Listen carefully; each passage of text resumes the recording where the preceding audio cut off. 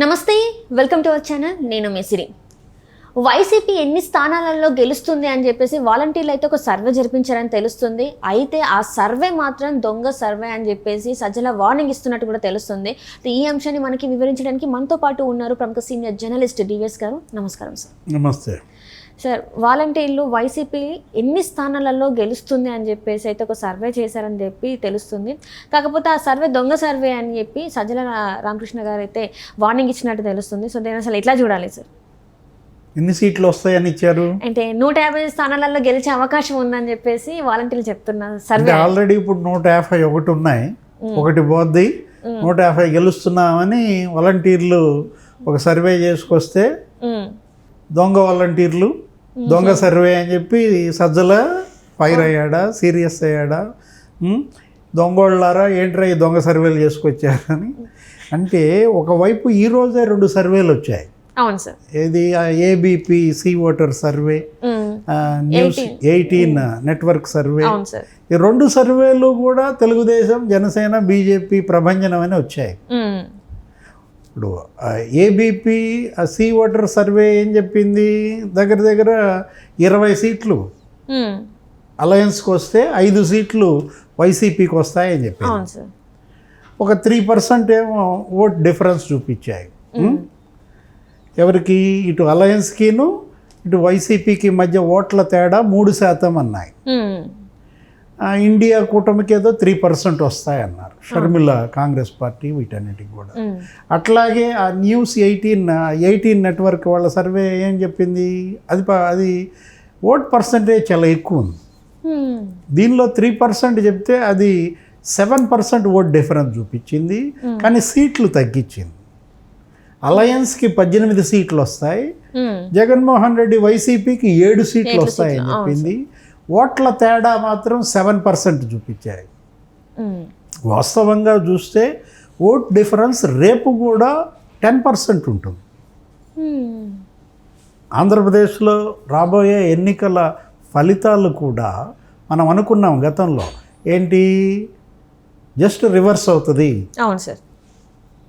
జగన్మోహన్ రెడ్డిది అదే కదా పాలసీ, రివర్స్ పాలసీలో రేపు ప్రజా తీర్పు కూడా రివర్స్ రాబోతుంది అనుకుంటూ ఏమనుకున్నాం, 151, 23 తిరగబడుద్దండి.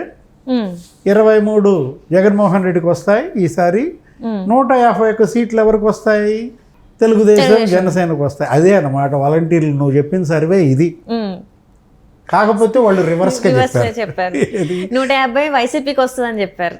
151 తెలుగుదేశం, జనసేన, బీజేపీ కొడతాయని వాళ్ళకు వస్తే, మరి వాళ్ళు రివర్స్ నాయకుడి దగ్గర పనిచేసేవాళ్ళు, మరి వాళ్ళకు వచ్చిన సర్వే కూడా రివర్స్ చేసి చూపిస్తే సజ్జలకు అర్థమైంది, ఏంటి ఈ సన్నాసులు వచ్చిన సర్వేని రివర్స్ చేసి నా ముందు పెట్టారు అని తిట్టి మళ్ళా వెనక్కి పంపించాడు అనమాట. మళ్ళీ చేసు రమ్మన్నట్టున్నాడు. ఏముంది, వాళ్ళు బయటకు వచ్చి మొఖాలు వెళ్ళాడేసుకుంటారు. నిజమైన సర్వే ఇస్తేనేమో వాళ్ళు ఉద్యోగాలు ఉండవు. పోనీ ఇట్లా సర్వే రివర్స్ చేసి ఇచ్చామంటే ఈ తిట్లు ఇంకా ఎన్నాళ్ళు, ఇంకా నెల రోజులు వాళ్ళకి బాధలు, నెల రోజుల తర్వాత ఈ బాధలు, ఈ పీడ, దీని నుంచి విముక్తి మొత్తం ఆంధ్రప్రదేశ్కే విముక్త.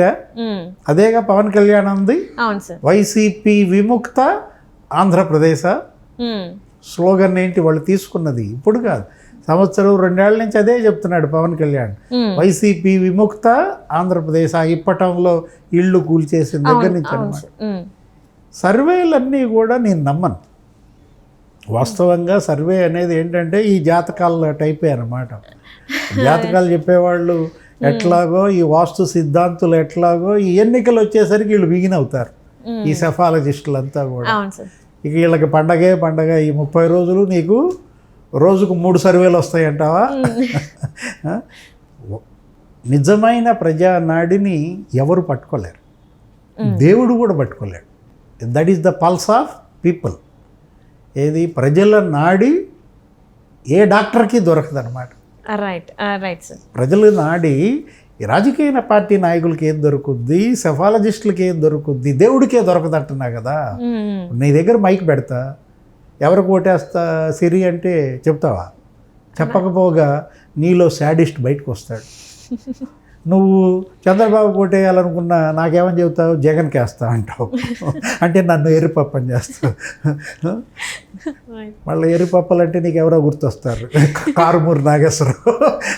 రైతులన ఆయన ఏమన్నాడు, ఎర్రిపప్పలని. పాపం వాళ్ళ ఎర్రిపప్పలు అయ్యే పరిస్థితి కారుమూరి నాగేశ్వరరావు మొత్తం వైసీపీకే తీసుకొచ్చాడు అనమాట. ఇది కాదు కదా పరిస్థితి. సర్వేలు ఒక పక్క దేవుడి స్క్రిప్ట్ అంటున్నారు కదా, దేవుడి స్క్రిప్ట్ ఇదే, నేను చెప్పిందే రివర్స్ మ్యాండేట్. ఇప్పుడు తెలుగుదేశం పార్టీకి పోయినసారి ఎన్ని ఎంపీ సీట్లు వచ్చాయి? 3. ఇప్పుడు వైసీపీకి 3 వస్తాయా? అదే చెప్పింది. వీళ్ళు ఈ సర్వేలో 18 నెట్వర్క్ వాళ్ళు ఎంత చెప్పారు, వాళ్ళు 5 చెప్పినట్టున్నారు, 7 చెప్పారు. సి ఓటర్ ఆడు 5 ఇచ్చినట్టున్నాడు. ఈ 5, 7 కూడా ఎక్కువే నా దృష్టిలో. తీవ్ర వ్యతిరేకత ఉంది. ఈ 5%, 7% కాదు అసలు. ఎంత పర్సెంట్ తేడా ఉందని చెప్తున్నాను, 10% తేడా ఉంటుంది. లాస్ట్ టైం ఎలక్షన్లో అదే కదా. జగన్మోహన్ రెడ్డి పార్టీకి ఎంత పర్సెంట్ ఓట్లు వచ్చాయి? 50% వచ్చాయి. తెలుగుదేశంకి ఎంత వచ్చాయి? 40% ఓట్స్ వచ్చాయి. రివర్స్ వేసుకో, ఇక నేను చెప్పాల్సిన పని లేదు. తెలుగుదేశం, బీజేపీ, జనసేనకి 50% వస్తాయి, వైసీపీకి 40% వస్తాయి. దేవుడి స్క్రిప్ట్. జగన్మోహన్ రెడ్డి భాషలో చెప్పాలంటే రాబోయే దేవుడి స్క్రిప్ట్కి జగన్మోహన్ రెడ్డి ఇప్పటి నుంచే సిద్ధంగా ఉన్నాడు. అంటే ఇప్పుడు ఈ సర్వేలన్నీ వాలంటీర్లు ఏంటంటే వాళ్ళకి తిరిగి ఏం చేయాలి, ఏదో ఒకటి చెప్తే సరిపోతుందని చెప్పేసి ఇచ్చారా, లేకపోతే లేదు, వాళ్ళకి కరెక్ట్ సర్వేనే వచ్చిందని చెప్పా కదా. వాళ్ళకి కరెక్ట్ సర్వే వస్తే దాన్ని రివర్స్ చేశారు. 151, 23 చెప్పారు. అది తీసుకెళ్ళి మళ్ళీ రివర్స్గా ఇచ్చారనమాట. ఏమని, వైసీపీకి 150 వస్తాయండి, వీళ్ళకి 25 వస్తాయి అని చెప్పారనమాట. సరే, అట్లనే ఇప్పుడు చూసుకుంటున్నట్టే ఇంతవరకు జగన్మోహన్ రెడ్డి గారు డిపెండ్ అయిందంటే వాలంటీర్ల మీదనే. మరి అలాంటి వాలంటీర్లు తప్పుడు సర్వే చేసి తప్పుడు నివేదిక ఇచ్చారనుకోవచ్చు. మరి అంటే వాలంటీర్లు అనేది, వాలంటీర్లు చేస్తున్న పనులని తప్పుడు పనులే కదా. ఇప్పుడు కొత్తగా వాళ్ళు చేసిన తప్పుడు పనే ఉంది. ఇప్పటికే అనేక మంది వాలంటీర్లు ఏ విధంగా పింఛన్ల డబ్బుతో పారిపోయిన వాళ్ళు కొంతమంది ఉన్నారు. చీటీలు వేసి 4 కోట్లు ఎగ్గొట్టిన వాలంటీర్లను చూసాం. స్నేహితుడిని చంపిన వాలంటీర్ని చూసాం. ఆస్తి కోసం అత్తమామల్ని చంపేసిన వాలంటీర్ని చూసాం. ఒకడైతే వాలంటీరు అక్కడెక్కడో నొన్నలో అంట, జగనన్న ఇళ్ల కాలనీ కాంట్రాక్ట్ అంతా ఆడే కడుతున్నాడంట. ఆ లేఅవుట్లో ఇళ్ళని వాడే కట్టించి పెడుతున్నాడంట. ఇట్లా వాలంటీర్లు అంతా కూడా మనం అందరినీ అనకపోయినా అనేక మంది చేస్తున్న పనులు ఇవే. ఏది, ఆడపిల్లల్ని ఎత్తుకుపోతున్నారు. నీకు విద్యా కానుక వచ్చింది, నీకు వసతి దీవెన వచ్చింది, మీ అమ్మాయి ఫోన్ నెంబర్ ఇవ్వండి అని అడుగుతున్నారు. పాపం వాళ్ళు తల్లిదండ్రులు ఏదైనా డబ్బులు ప్రభుత్వం నుంచి వస్తాయని చెప్పి ఫోన్ నెంబర్లు ఇస్తే వీళ్ళు ఏం చేస్తారు, ఆ ఫోన్ నెంబర్లు తీసుకొని ఫోన్ చేస్తూ ఆ పిల్లల్ని వేధిస్తున్నారు. మనం చూసాము ఒక IIIT ఆడపిల్ల నర్సరావుపేటలో. వీళ్ళ వేధింపులు తట్టుకోలేక అమ్మాయి ఇబ్బంది పడుతూ ఉంటే చివరికి ఆ అమ్మాయి చెల్లిని కూడా వేధించడం బిగించేశాడు వాడు. ఆ చెల్లి సూయిసైడ్ చేసుకుంది. ఇలాంటి వాలంటీర్లు ఎంతమంది? వాలంటీర్ల డేటా చౌర్యానికి పాల్పడ్డారు. వీళ్ళందరి యొక్క సమాచారం, ఫోన్ నంబర్లు, ఆధార్ నంబర్లు, బ్యాంక్ అకౌంట్లు ఇవన్నీ సేకరించి ఇదంతా తీసుకెళ్ళి నానక్రామ్గూడలో అక్కడ ఎవరికి అమ్మేస్తున్నారని కదా. అవును సార్. వాలంటీర్లు ఈ డేటా చౌర్యం వల్ల, ఈ ఐప్యాక్ వల్లే 30,000 మంది మహిళలు అదృశ్యమయ్యారని పవన్ కళ్యాణ్ చెప్పారు కదా. ఇది కేంద్ర హోంశాఖ సమాచారం. ఆయన మీద క్రిమినల్ కేసు పెట్టారు. ఇప్పుడు వాలంటీర్లు తప్పుడు సర్వే ఇచ్చారండి అని అంటే అప్పుడు చెప్తున్నా అసలు వాలంటీర్ల యొక్క తప్పుడు పనులన్నీ. వాళ్ళు ఇచ్చిన సర్వే కరెక్టే, కాకపోతే అది రివర్స్ చేసి ఇచ్చారు. Right sir. Right, thank you so much sir. నమస్తే.